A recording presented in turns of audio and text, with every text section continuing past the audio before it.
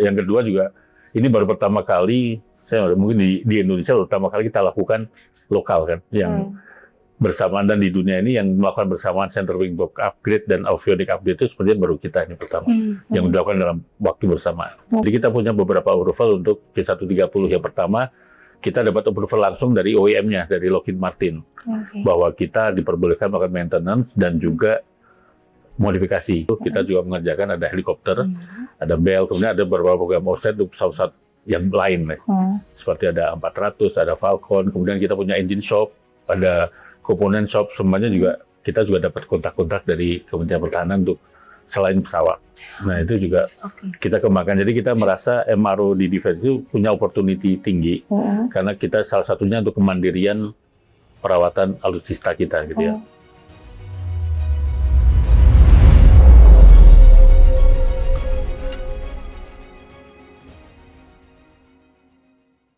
Selamat datang di Defense Talk, suara strategis pertahanan Indonesia. Saya Bunga Permata dan saya Yuliari. Ketika berbicara mengenai kekuatan udara, perhatian publik umumnya tertuju pada pesawat tempur, pesawat angkut, radar maupun sistem persenjataan modern. Padahal ada satu kemampuan yang justru menjadi penentu apakah seluruh kekuatan udara tersebut benar-benar siap menjalankan misinya. Kemampuan itu adalah maintenance, repair, dan overhaul atau yang biasa dikenal sebagai MRO. Tanpa kemampuan pemeliharaan dan perbaikan yang andal, secanggih apapun sebuah pesawat tidak akan mampu mempertahankan tingkat kesiapan operasionalnya. Dalam dunia militer, kesiapan tempur tidak hanya ditentukan oleh jumlah alutsista yang dimiliki, tetapi juga oleh kemampuan untuk merawat, memperbaiki, dan mengembalikannya ke kondisi siap operasional secara cepat dan mandiri. Bagi Indonesia, kemampuan MRO memiliki arti yang lebih luas daripada sekadar perawatan pesawat. Ia menjadi bagian dari upaya membangun kemandirian industri pertahanan, memperkuat ketahanan logistik, mengurangi ketergantungan pada fasilitas luar negeri, hingga membuka peluang Indonesia menjadi pusat pemeliharaan pesawat militer di kawasan. Salah satu langkah penting menuju arah tersebut adalah pelaksanakan maintenance, repair, and overhaul pesawat C-130 Hercules TNI Angkatan Udara oleh PT Garuda Maintenance Facility Aero Asia atau GMF. Lalu, seberapa strategis kemampuan MRO bagi kekuatan udara Indonesia? Dan bagaimana membangun ekosistem industri dirgantara yang mandiri? Dan mampukah Indonesia menjadi regional hub pemeliharaan pesawat militer di masa depan?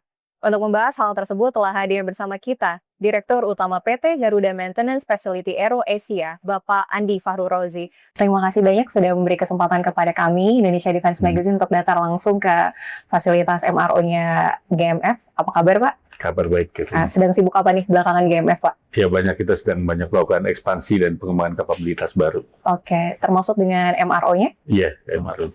Kalau belakangan ini, untuk MRO sendiri, GMF sedang sibuk melakukan pengerjaan pesawat apa, Pak? Kalau kita di GMF itu kita bagi dua, ada segmen komersial dan segmen defense. Kalau komersial seperti biasa lah, kita punya customer 737, 320, ada ATR, ada tip 330, 777 gitu ya.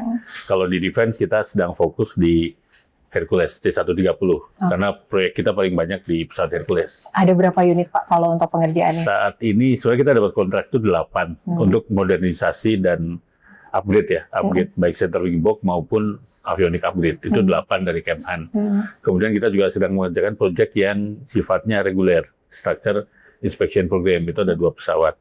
Tapi kalau hari ini lihat di hanggar kita ada 4 pesawat paralel sedang kita kerjakan. Sedang dikerjakan. Iya. Untuk target yang paling dekat, kapan selesai? Paling dekat itu kita kan dari 8 yang modernisasi, 1 sudah kita deliver. Kemudian yang deliver yang kedua ini center wing box dan avionic upgrade-nya. Jadi pesawat pertama yang dengan avionic upgrade, target kita di bulan Agustus ini akan kita rilis. Berarti tahun ini, bulan ini? Tahun ini, bulan ini ya, Agustus ini. Tanggalnya belum kita bisa pastikan, tapi kita akan kejar di bulan Agustus ini. Mungkin setelah 17 Agustus lah. Oke, baik. Kita akan rilis, karena sekarang sedang tahap final test flight. Oke, jadi sebelum diserahkan nanti harus ada pengujian dulu ya, Pak? Jadi test flight ini 17 kali, karena ini kan proyek awal ya. Kita harus confidence, harus meng-convince juga bahwa pesawat ini setelah dimodifikasi avioniknya dari semuanya analog menjadi digital, itu aman gitu, reliable. Jadi 17 kali kita lakukan pengujian, test flight, setelah 17 kali nanti semuanya dinyatakan layak, baru kita serah terimakan. Ke TNI Angkatan Udara di pemerintah? Iya, melalui Kementerian Pertahanan. Oke, siap. Kemudian apabila sudah serah terima nih Pak. Apakah GMF kerap melakukan pemantauan atau evaluasi pasca serah terima tersebut misalnya? Jadi seperti yang di pesawat sebelumnya, kita kan memberikan waranti 1 tahun. Jadi selama 1 tahun itu ya kita pantau terus apakah ada masalah atau tidak. Itu ya alhamdulillah yang pesawat pertama sampai hari ini masih aman. Berarti kita bisa mengatakan bahwa produk kita reliable, produk kita handal gitu ya. Setelah selesai dari sini layak untuk terbang. Oke. Pak, dalam prosesnya sebenarnya apa saja sih tantangan yang dihadapi oleh GMF untuk pengerjaan maintenance, repair, and overhaul untuk pesawat militer? Ya, kalau itu jenis yang baru ya. Jadi jenis baru contohnya Hercules 130H ya. Itu bukan pesawat tipe yang baru, tapi buat kami itu kan sesuatu yang baru. Jadi pertama adalah menyiapkan SDM-nya dulu. Menyiapkan SDM-nya agar bisa familiar dengan pesawat itu, menguasai secara teknikal pesawat itu, punya skill, punya knowledge, punya experience di situ. Kemudian kedua, penyediaan materialnya. Kan kita juga nggak familiar juga teman-teman dengan material-material yang diperlukan untuk maintenance ataupun modifikasi pesawat Hercules ini. Terutama karena ini bukan seperti komersial kan selalu ada ya, spare part apapun selalu ada. Kalau ini lebih banyak kita perlu lead time, apalagi modifikasi yang barangnya mungkin jarang dibeli juga kalau tidak melakukan modifikasi. Sehingga kerjasama dengan OEM, dengan penyedia material itu harus erat. Dan kita harus tahu lead time-nya. Misalnya beli ini harus dibikin dulu di manufakturnya mereka gitu ya. Jadi seperti ini kan mempengaruhi planning maintenance-nya. Mempengaruhi time frame dari project.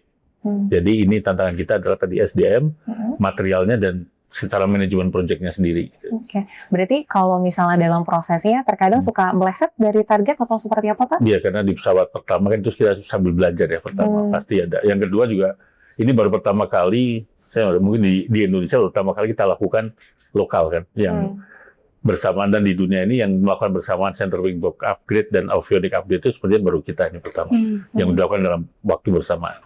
Jadi itu tantangannya juga lumayan juga berat juga di situ. Kemudian bagaimana Pak cara GMF memastikan bahwa seluruh proses MRO ini memenuhi standar sertifikasi dan juga kelayak udaraan militer sehingga mampu menjamin keselamatan serta keberlangsungan operasional TNI AU? Jadi ketika kita mendapat proyek ini kan bagian dari offset dari ketika Kementerian Pertahanan membeli 130 tipe J. Jadi di situ kita dapat beberapa program untuk training. Di situ kita mengajarkan orang untuk training, kita pelajari, kemudian kita sempat OJT juga dan training dengan kerjasama dengan TNI AU.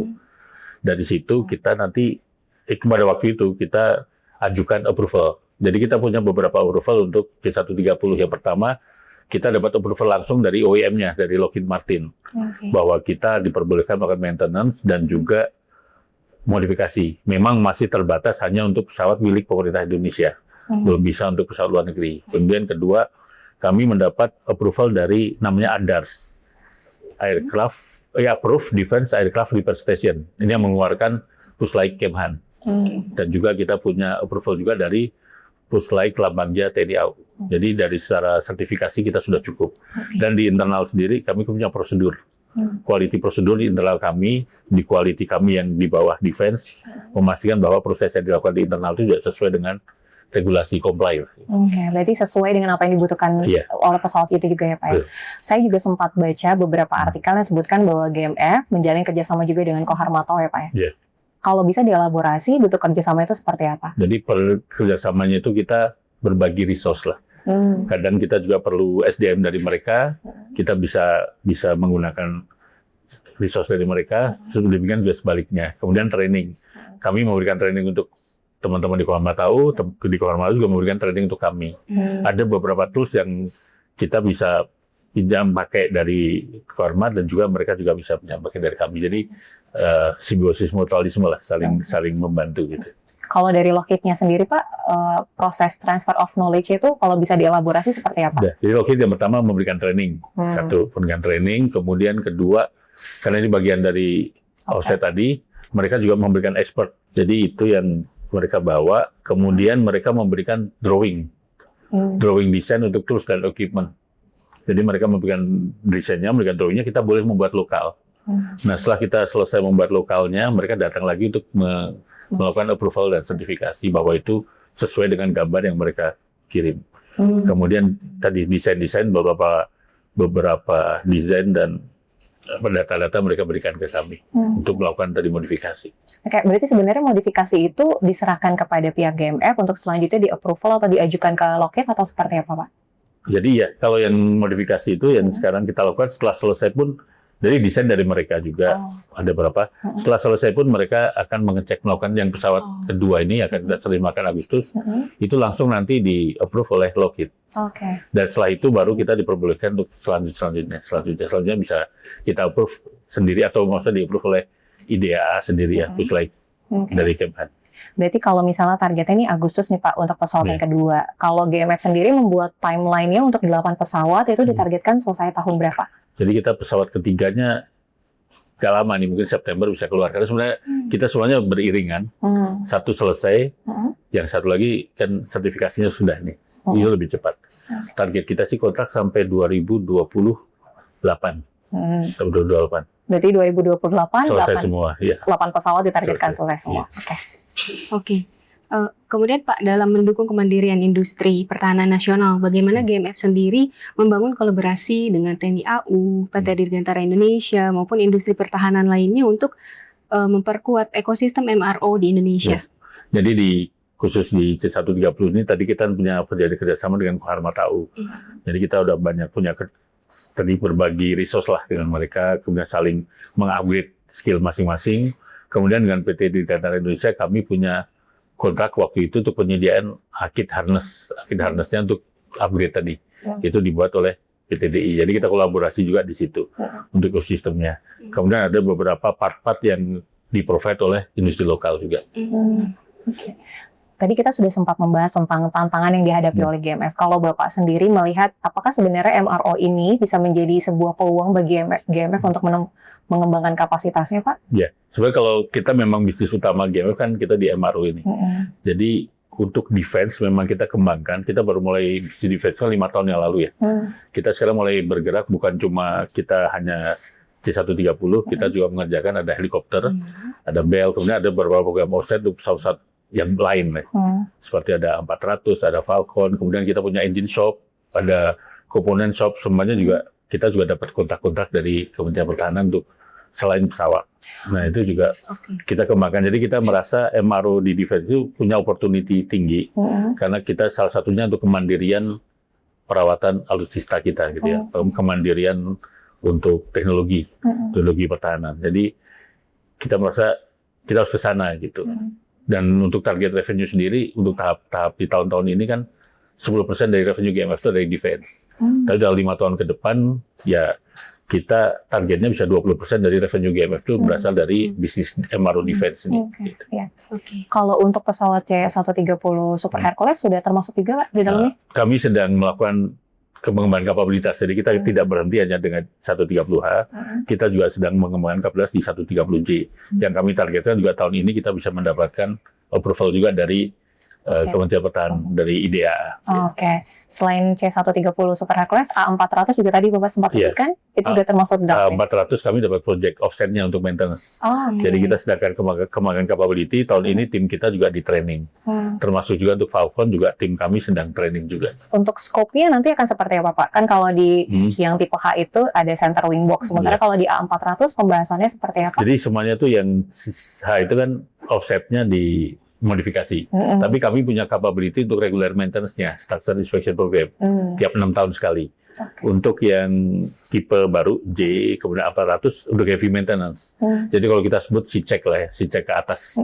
Jadi semua yang heavy maintenance itu kami mengembangkan kapabilitasnya. Mungkin kalau bisa dijelaskan kepada para pemirsa kami, heavy maintenance itu yang seperti apa Pak? Heavy maintenance itu mungkin perawatan berat ya, kalau bukan overhaul, tapi perawatan berat setiap 2 tahun sekali, bisa sampai 3 tahun sekali. Di perawatan berat itu biasanya dibongkar semua, kita cek strukturnya, apakah ada korosi, kemudian semua sistemnya kita cek-cek juga. Gitu ya. Dan proses heavy maintenance itu biasanya memakan waktu berapa lama Pak? Jadi heavy maintenance itu sebuah yang dilakukan di hanggar, kalau bukan di lainnya. Paling cepat, ada beberapa tergantung ini ya, tergantung maintenance programnya. Tapi paling cepat biasanya 30 hari. Bahkan yang berat bisa sampai 90 hari. Kalau sampai structure inspection program yang 6 years itu bisa sampai 120 hari gitu, tergantung work scope-nya memang. SDM-nya semua dari GMF? SDM-nya kalau untuk yang reguler 100% dari kami. 100% dari kami, maksudnya lokal lah. Karena beberapa kita juga bekerja sama dengan TNI AU. Tadi Bapak mention soal SDM-nya juga lokal, juga bekerja sama dengan TNI AU. Bagaimana dengan TKDN-nya nih Pak? Apakah GMF memiliki target tingkat komponen dalam negeri atau TKDN-nya dalam pelaksanaan MRO Hercules ini? Jadi kalau TKDN itu kan memang ada aturannya ya dari kementerian. Yang pertama tadi dengan kita menggunakan 100% SDM lokal itu sudah sangat membantu. Kemudian beberapa proses repair itu kita lakukan di in-house-nya workshop GMF. Jadi itu juga masuk jadi kandungan lokal. Kemudian ada beberapa parts yang memang disuplai oleh dari misalnya kita bawa parts yang dibuat oleh PTDI. Itu kan juga masuk dari kandungan lokal. Jadi kita mix itu antara SDM-nya, kemudian repair in-house, dan juga kita manfaatkan industri defense di Indonesia.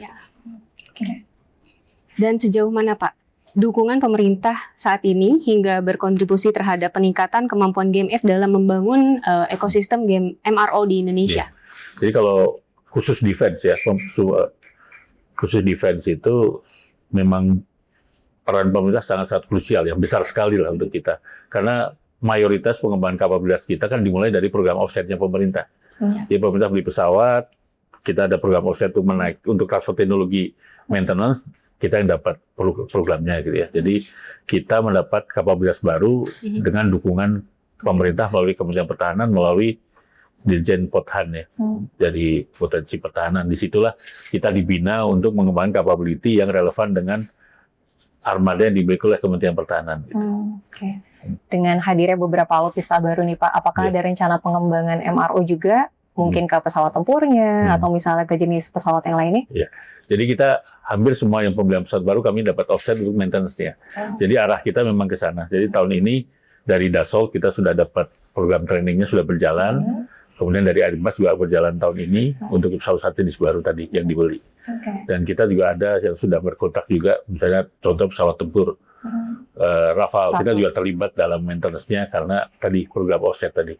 Kalau boleh di-spill Pak, scope maintenance-nya atau sejauh mana nanti? Kalau ke depan, kalau itu nanti kita sedang pegang avioniknya di line maintenance. Cuma kalau untuk yang lain kita sampai heavy maintenance. Untuk yang lain tuh maksudnya pesawat? Iya, ada 400, ada Falcon. Ke depan itu 130J juga kita sedang mengembangkan kapabilitas untuk sampai heavy maintenance. Berarti dipastikan dulu pemerintah beli pesawat, baru selanjutnya berkoordinasi dengan GMF untuk offsetnya? Iya, jadi ketika pemerintah beli pesawat ada negosiasi ibal dagang, ada offset. Biasanya in-hand akan dikumpulkan. Nanti akan diakses oleh OEM-nya, nanti di in-hand mana yang akan dapat. Misalnya GMF dapat ini, yang lain dapat apanya, kan ada beberapa work scope ya, beda-beda, ada yang dapat, kita dapat airframe-nya, mungkin ada yang dapat komponennya, dapat engine-nya gitu. Pernah ada pengalaman nggak Pak semenjak awal GMF memaintain tentang pertahanan, alutsista pertahanan, kesulitan dalam artian tadi mendapatkan bahan-bahan itu disebabkan oleh dinamika politik atau dinamika geopolitik di dunia? Ya pasti ada. Contohnya mungkin sebenarnya kalau sekarang kadang-kadang karena pesawat ini juga, kalau pesawat yang baru mungkin lebih cepat. Pesawat yang lama kan kadang-kadang ada part yang sudah obsolete, harus diganti yang lain lagi, tipenya atau part number-nya. Di situ kan kita harus cari komunikasi dengan OEM, kemudian misalnya ternyata harus diproduksi, harus dimanufaktur, kita nunggu lagi. Kemudian ketika mau shipment ke sini kan barang-barang besar-besar tuh, ada situasi geopolitik yang akhirnya membuat kita misalnya tadinya shipment bisa melalui Dubai, karena kemarin sempat ada ketegangan di sana, berputar gitu ya. Jadi kan harus kita siapkan biaya logistiknya jadi pasti naik. Kemudian untuk yang bahkan pesawat jenis baru pun, karena situasi geopolitik seperti ini, ada beberapa material yang mereka lebih mengutamakan supply untuk defense. Defense yang sedang berjalan, yang pesawat baru. Jadi untuk pesawat-pesawat yang pesanan negara lain atau yang untuk maintenance di nomor 2 kan gitu. Jadi lead time-nya tambah panjang. Berarti GMF juga harus berpikir untuk opsi lainnya selain pada saat cari alternatif. Cari alternatif, negara-negara alternatif gitu Pak? Atau seperti itu? Ya, di source alternatif. Source alternatif. Kalau misalnya yang MRO Hercules saat ini, apakah terpengaruh dengan kondisi geopolitik sekarang Pak? Masalah itunya aja, suplai materialnya kadang-kadang ada beberapa hal terpengaruh. Selain memenuhi kebutuhan TNI AU, apa yang sudah dilakukan GMF hingga saat ini, apakah GMF menargetkan diri sebagai pusat MRO Hercules bagi negara-negara sahabat, khususnya di kawasan Asia Tenggara nih Pak? Ya, jadi itu memang target jangka menengah dan panjang kita. Yang pertama, kita sudah berdiskusi juga dengan Lockheed Martin untuk bisa mendapatkan approval menjadi Hercules Service Center untuk wilayah di wilayah Asia Pasifik lah. Itu target kita terdekat. Kita pengen menjadi Hercules Service Center yang boleh melayani pesawat dari negara lain. Gitu. Berarti itu terkait dengan hubungan atau rencana tentang Kertajati? Kedepannya ya. Jadi kami kan sekarang di Kertajati itu bukan hanya MRO ya. Jadi kita di sana itu menjadi pengelola kawasan. Namanya Kertajati Aerospace Park. Itu joint operation antara Bandara Internasional Jawa Barat BJB dengan GMF. Nah kawasan itu Aerospace Park itu bukan hanya MRO nanti. Tapi kami akan masuk lebih dulu menjadi MRO di sana. Fokusnya adalah yang awal ini, tahun ini kita masuk untuk rotary wing dulu. Jadi MRO rotary kita yang selama ini Cibubur atau Pondok Cabe, kita geser ke Kertajati. Kenapa? Karena dia nggak perlu taxiway. Di sana belum ada taxiway untuk ke kawasan MRO-nya. Nanti tahap selanjutnya kita pindahkan yang fixed wing. Jadi seperti C130, mungkin ke depan A400 kita kerjakan di Kertajati. Karena GMF nanti fokusnya Cengkareng ini hanya untuk komersial jet. Kemudian hanggar kita di Pondok Cabe untuk propeller. Dan hanggar kita di Kertajati itu fokus untuk defense. Jadi semua defense, mau fixed wing, rotary wing, semuanya akan kita konsolidasi di sana. Dan kawasan Aerospace Park itu bukan hanya MRO, kita akan invite manufaktur atau produsen spare part, produsen pesawat, warehouse untuk membuka layanannya atau membuka fasilitasnya di area Kertajati Aerospace Park itu. Dan harapannya di situ nanti tumbuhlah ekosistem untuk defense industry, khusus di aviasi. Oke. Seperti yang sudah Bapak jelaskan tadi, ada beberapa step untuk menjadikan GMF itu pusat MRO dan juga selain MRO. Kemudian apa indikator yang digunakan GMF untuk mengukur keberhasilannya dalam mewujudkan pusat MRO Hercules di kawasan, Pak? Ya, kalau tadi dilihat suksesnya seperti apa ya? Kriterianya yang pertama kita menjadi Hercules Service Center dulu. Dapat approval dari OEM-nya ya, dari manufakturnya Lockheed untuk kita menjadi Hercules Service Center, dan kedua kita mendapatkan customer dari regional. Dari dua itu terpenuhi, kita sudah bisa menyatakan bahwa kita sudah berhasil. Gitu. Menurut Bapak kira-kira dalam kurun waktu berapa lama kira-kira itu akan tercapai? Kita sih maksimal 5 tahun lah. Maksimal 5 tahun. Kemudian dengan hadirnya platform baru di lingkungan TNI AU nih Pak, bagaimana GMF menyiapkan kemampuan MRO ini agar tidak hanya menjawab kebutuhan saat ini, tapi juga mampu mengantisipasi perkembangan teknologi misalnya 5 atau 10 tahun ke depan? Jadi dari sekarang kita sudah tahu armadanya yang dimiliki pemerintah apa saja. Dari situ kita sudah kembangkan capability mulai tahun ini. Contohnya A400M, mungkin heavy maintenance-nya baru akan jatuh tempo 2027 atau 2028. Tapi dari sekarang kita sudah persiapkan. Kemudian yang tipe yang lain, misalnya Hercules yang terbaru juga kita siapkan tahun ini agar tahun depan apabila sudah waktunya due maintenance, kita sudah siap juga. Termasuk untuk armada-armada yang lain. Termasuk helikopter, karena kita sedang mengembangkan di luar BEL ini, kita sedang mengembangkan di 2 tipe yang lain. 2 tipe yang lain sedang kita kembangkan kapabilitasnya juga, orang kita sedang training. Tipenya itu apa aja, Pak? Ya nanti ada. Masih tapi di luar BEL lah, ada beberapa pabrikan, kita sedang training di 2 pabrikan. Target kita juga tahun ini kita punya capability untuk 2 heli itu dan bisa mendapatkan kontrak untuk 2 jenis helikopter tersebut di luar BEL. Gitu. Kembali lagi Pak ke pertanyaan tentang Kertajati. Sejauh ini bagaimana persiapan GMF sendiri untuk tadi bisa mencapai target-target yang Bapak sebutkan? Ya, jadi di kawasan itu kami sudah set up GO dan joint operation sudah mulai efektif berjalan bulan lalu.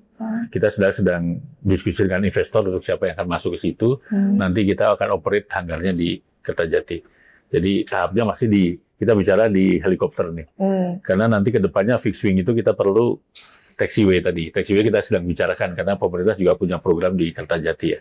Nanti kita align-kan dengan program pemerintah di sana. Berarti ini semuanya masih di awal tahap persiapan. Awal tahap persiapan. Nggak ada targetnya kapan? Kalau helikopter memang target kita mulai pembangunan tuh tahun ini. Q4 ini tahun ini. Mulai dibangun lah fasilitasnya operasional tahun depan. Oke.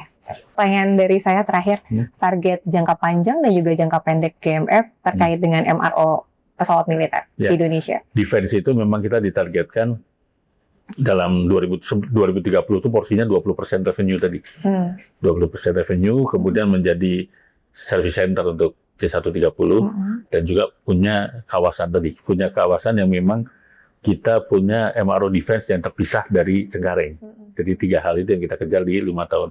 Dari mulai 20% revenue total GMF, kemudian menjadi plus service center dari Hercules, kemudian kita punya fasilitas GMF defense industrinya ada di Kertajati. Oke, kalau prospek kerjasama sendiri Pak, apakah dalam beberapa tahun ke depan GMF akan menjalin beberapa kerjasama dengan partner lainnya? Ya, betul pasti. Yang pasti utama itu dengan MRO, dengan OEM-nya, manufaktur. Itu pasti ya, misalnya dengan Lockheed, Airbus, Dassault, Boeing gitu. Dengan pabrikan-pabrikan pasti kita. Kemudian ada Leonardo, kita semuanya kita punya hubungan yang baik lah. Jadi kedepannya kita akan lebih tegaskan bahwa kita menjadi MRO yang disupport oleh manufaktur. Gitu. Oke, siap. Berarti nanti kita tinggal tunggu kabar baiknya Pak Andi untuk pesawat yang terbaru di Agustus ini ya Pak ya. Berarti semoga nanti kamu bisa datang juga Pak. Oke, terima kasih banyak Pak Andi untuk waktunya. Terima kasih sudah memberikan banyak insight tentang apa yang sedang dilakukan oleh GMF hari ini. Kita tunggu kesuksesan GMF di masa depan. Terima kasih banyak Pak Andi. Dari diskusi hari ini kita belajar bahwa membangun kekuatan udara tidak berhenti pada pengadaan pesawat ataupun modernisasi alutsista. Di balik setiap pesawat yang siap terbang, terdapat kemampuan pemeliharaan, perbaikan, dan pengelolaan siklus hidup alutsista yang menentukan keberlanjutan operasi. Melalui pengembangan kemampuan maintenance, repair, and overhaul, Indonesia tidak hanya memperkuat kesiapan operasional TNI Angkatan Udara, tetapi juga membangun fondasi industri dirgantara nasional yang lebih mandiri dan berdaya saing. Jika kemampuan tersebut terus diperkuat melalui pengembangan sumber daya manusia, penguasaan teknologi, kolaborasi industri, serta dukungan kebijakan yang berkelanjutan, Indonesia memiliki peluang menjadi salah satu pusat MRO strategis di kawasan. Karena pada akhirnya, kekuatan udara tidak hanya dibangun di landasan pacu, tetapi juga di balik hanggar. Demikian episode kali ini, saya Bunga Permata. Saya Yuliari pamit, Defense Talk akan terus menghadirkan diskusi mendalam tentang pertahanan dan teknologi. Jangan lupa subscribe, share, dan ikuti episode-episode berikutnya. Defense Talk, suara strategis pertahanan Indonesia.